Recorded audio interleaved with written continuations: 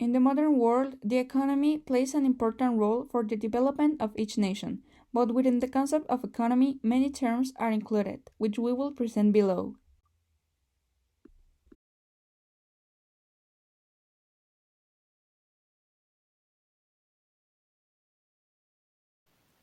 State. State is a territorial entity inhabited by population and controlled by a government. Sovereignty. Sovereignty is a power a nation has over its people in order to enforce law, collect taxes, and so on.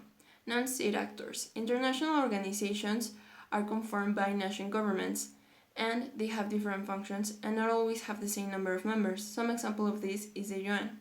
On the other hand, non-governmental organizations have economical, political, and humanitarian purposes, and they can be recognized by the UN.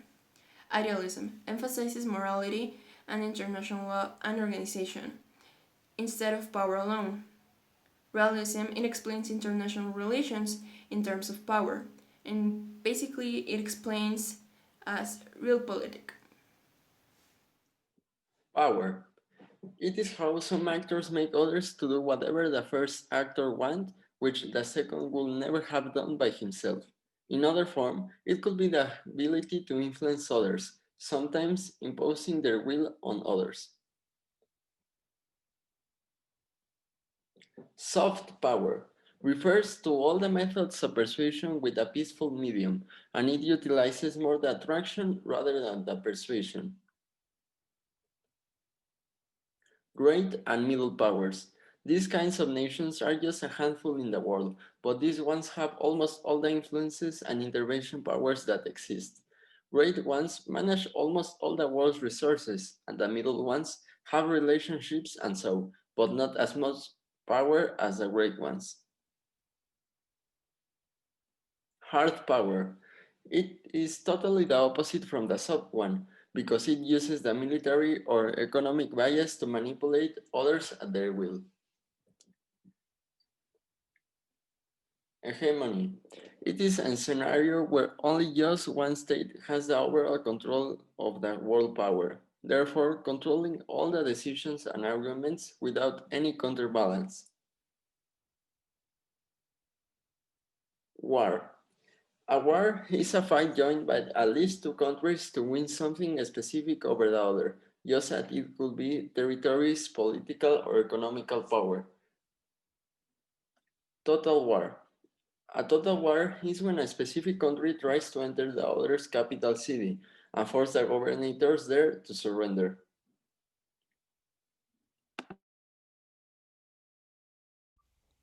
Limited civil and guerrilla wars. Limited use of military actions to gain a shared objective of the surrender and occupation of the enemy. Civil fight within a state with the purpose of creating a new government. Guerrilla a war without a front line. The objective is to harass or punish the enemy. Ethnic conflicts. An ethnic conflict itself stems from a dislike or hatred that members of one ethnic group systematically feel toward another ethnic group, not based on tangible causes. National conflicts. A devotion to the interests of one's own nation over the interests of other states. Genocide. Systematic extermination of ethnic or religious groups in small or big scale with the intention to finish. Religious conflicts. Religious differences hold the potential to make existing conflicts more intractable, because religions involve core values, which are held as absolute truth. Territorial conflicts. These are conflicts disputed over a certain terrain annexed to a country. Conflicts can be traced back as the Napoleonic Wars or the World Wars who fought over territory. Economic conflicts can be seen all across the globe nowadays, ranging from the devaluation of a currency to GDP and economic growth to the stock exchanges collapsing and so on. Micro and macroeconomics. Microeconomics are basically the small economics of things regarding taxes, prices, and services. Macroeconomics is the sum of the economy of all the country, the GDP compared to the other countries. That's why it's micro, referring to the small, and macro, referring to big. The goals in GDPs. There are three goals: economic growth, low unemployment, and low inflation. The GDP is a national all-over economy measured by the sum of all economic activity, as well as increases in demand and supply. So the first theme is unemployment. Unemployment is a situation in which a person that is capable and willing to work was kicked out of his job and still can't find way to a new job.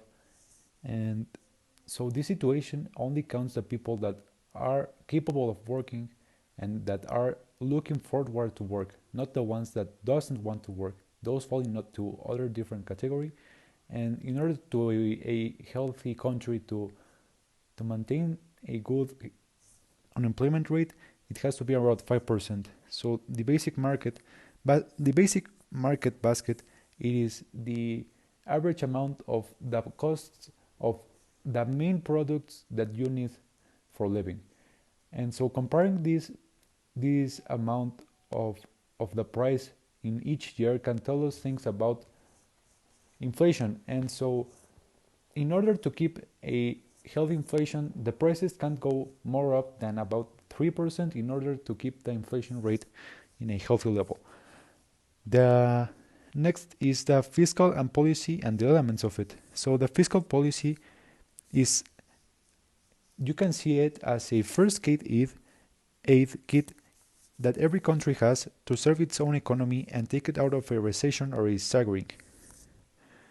The first way is to increasing government spending in order for the people to have more money in their pockets and they can use it in things such as paying their employees or just keeping their businesses going. And the other one is to keep a low interest rate on the loans they lend in order to help the businesses to grow their wealth instead of making them pay for things that they really can't in the moment. The next one is monetary policy.